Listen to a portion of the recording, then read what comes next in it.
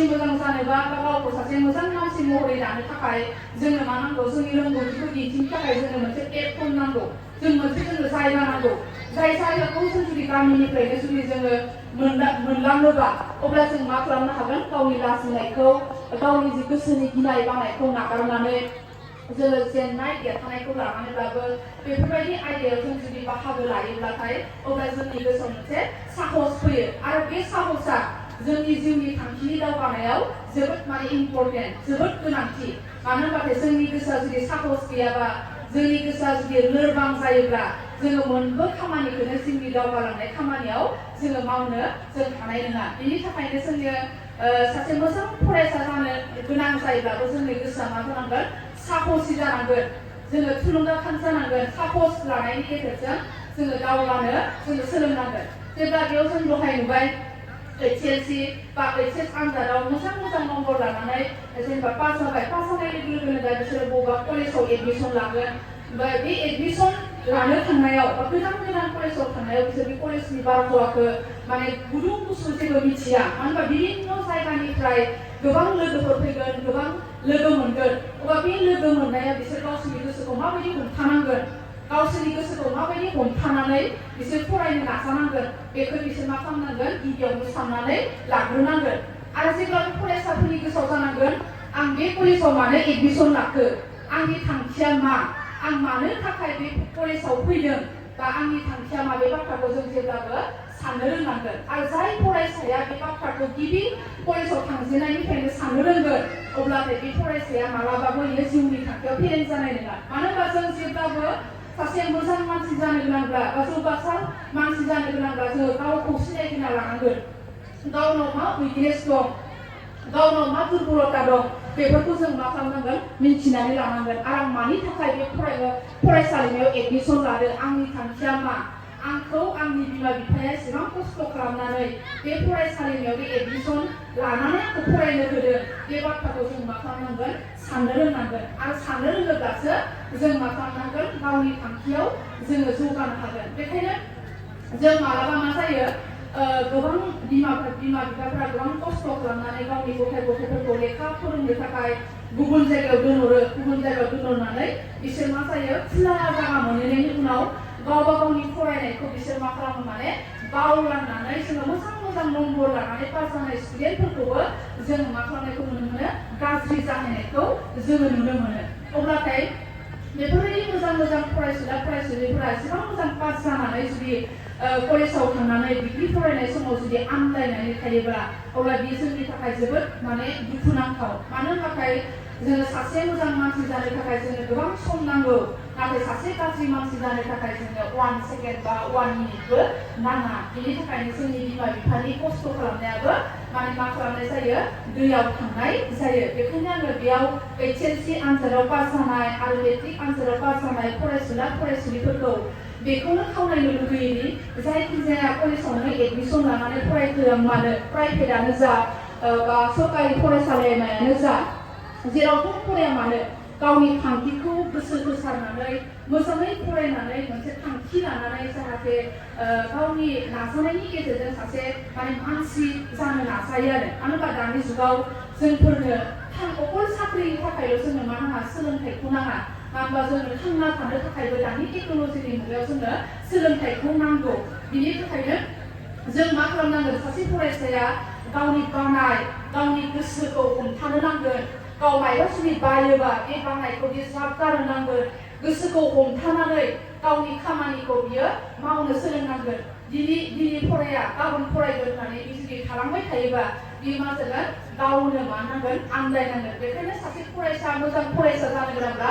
जोङो मा खालामनांगोन समखौ जोङो जोबोद मेनटेन खालामनानै जोङो सोलोंनांगोन मानो होनबा समा रावखौबो नेनानै थाया बेखायनो जों मोनसे बाथ्रायाव होननाय दं जे समजों लोगोसे खारफानानै खामानि मावनो हायाब्ला जिउ लामायाव जोङो मा आन्दायनो गोनां जायो बेखायनो जों जेब्लाबो मा खालामनांगोन समजों लोगोसे गावनि खामानिखौ जोङो मावलांबाय थानांगोन आरो समजों लोगोसे जों खामानिखौ जुदि मावलांबाय थायोब्ला जोङो जिउआव जोङो जेबो साक्सेस जायैनि जेबो बाथ्रायानो गैया बेखायनो जोङो सासे राफोद जुदि फरायसा जानो गोनां जायोब्ला बा गावनि जिउखौ जुदि दैदेननो गोनां जायोब्लाथाय जों मा खालामनांगोन जोङो सम मेनटेन खालामनो रोंनांगोन गाज्रि हुदाखौ गारनांगोन जों मा खालामनांगोन गावखौ बावसोमनो हानाय जानांगोन आरो जों मा खालामनो हानांगोन सेक्रिफाइस खालामनो हानांगोन गावखौ बावसोमनानै जोङो गावनि खामानि बा हाबाफारिखौ जोङो मावलांनो हानाय जोङो जानांगोन आरो बिनि अनगायैबो जोङो मा नुनो मोनबावो जोङो कलेजाव थांनाय लोगो लोगोनो गोबां मोजां फरायसाफोराबो माने मा जाहैयो लोगोफोरजों लोगो जानानै मालाबा जोङो क्लासाव जोङो क्लास लायैखौ नुनो मोनो बा बबेबा बंफां सायायाव जिरायना थानायखौ जों नुनो मोनो बेफोरबायदि जों मा खालामनो नाङा जानो नाङा आरो मानो होनबाथाय गावनि उद्देश्य गावनि जि थांखि गावनि जि एम बेखौ लानानै जों मा खालामनांगौ दावगानो सोलोंनांगौ आरो बेजों लोगोसे आङो बेयाव गार्जेनफोरखौबो आङो बुंनो लुबैयोदि माने गावनि फरायसाखौ जोङो कलेजाव बा स्कुलाव जोङो हरोब्लाल' जाया जों मा खालामनांगोन जेब्लाबो जोङो गार्जेनफोरा गावनि गथ'या कलेजाव थांना क्लास लादोंना लायाखै बा बिनि फरायनाय आयदाया माबायदि जादों बियो बबे साबजेक्टआव बिनि फरायनाया दुर्बल बा उइकनेस बेखौ जेब्लाबो फोरोंगिरिफोरजों मा खालामनांगोन कमिउनिकेसन खालामनांगोन अब्लासो सासे बिमा बिफायाबो मा खालामनो हागोन गावनि गथ'फोरा कलेजाव थांनानै फरायदोंना फरायाखै बा मोजां सोलोंथाइ लादोंना लायाखै बा मा खामानि मावदों बेखौ जों मा खालामनो हागोन गावनि गथ'खौ जोङो मोजां लामाखि लाना थांनायाव जोंनि थाखाय हेफाजाब होगोन आरो नाथाय जोङो दा नुनो मोनो बांसिनानो जोङो जोंनि सरकारि फरायसालिमायाव जा एडमिसन लानाय बा स्टुडेन्ट फरायसाफोरनि बांसिन गार्जेनफोरानो माने टिचारफोरजों माने बारा सोमोन्दो लानायखौ जोङो नुनो मोना आरो बे सोमोन्दो लानायखौ नुनो मोनैनि जाहोनावनो मालाबा मा जायो नोंसोरनि कलेजाव क्लास जाया नामा बा क्लासखौनो खालामा नामा बेफोरबायदि माखासे कुइसनखौबो जोङो मा खालामनाय जायो जोंनि फारसे जोङो फैनायखौ जोङो नुनो मोनो आरो बेखायनो मा जायो माने कलेजाव फैयोबासो मा खालामगोन टिचारा मानो क्लास खालामा टिचाराथ' निश्चय क्लास खालामगोन कलेजाव फैनाय लोगो लोगोनो जुदि मालाबा स्टुडेन्टआनो जुदि कलेजाव फैयाबा अब्ला टिचारा बोरैहाय क्लास खालामनो बेफोरबायदि माखासे बाथ्राफोरखौबो जोङो जानायखौ जोङो नुनो मोनो आरो बेखायनो आङो बेयाव नुजाथि होनाय बयखौबो रायजो राजा बा आइ आफा बिदा फंबाय बिनानावमोनखौ आं बेखौनो खावलायनो लुबैयो जोङो गावनि गथ'खौ जोबोद खस्थ' खालामनानै जोङो फरायहोयो गावनि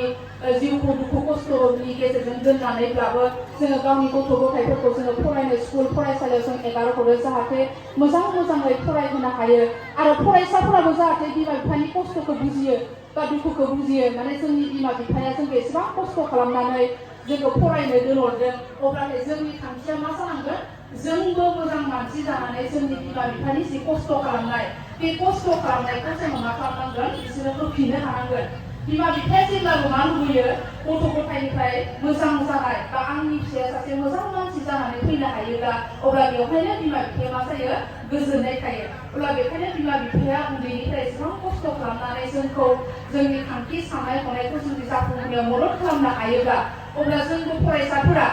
फरायसा जानानै जोंनि बिमा बिफानि सिमांखौ जों मानो जाफुंहोनो हाया बेफोरबायदि साननाया जोंनि गोसोआव फैनांगोन अब्ला जोंनि गोसोआव फैयोब्लासो जों मा खालामनो हागोन सासे मोजां फरायसा जोङो जानो हागोन आरो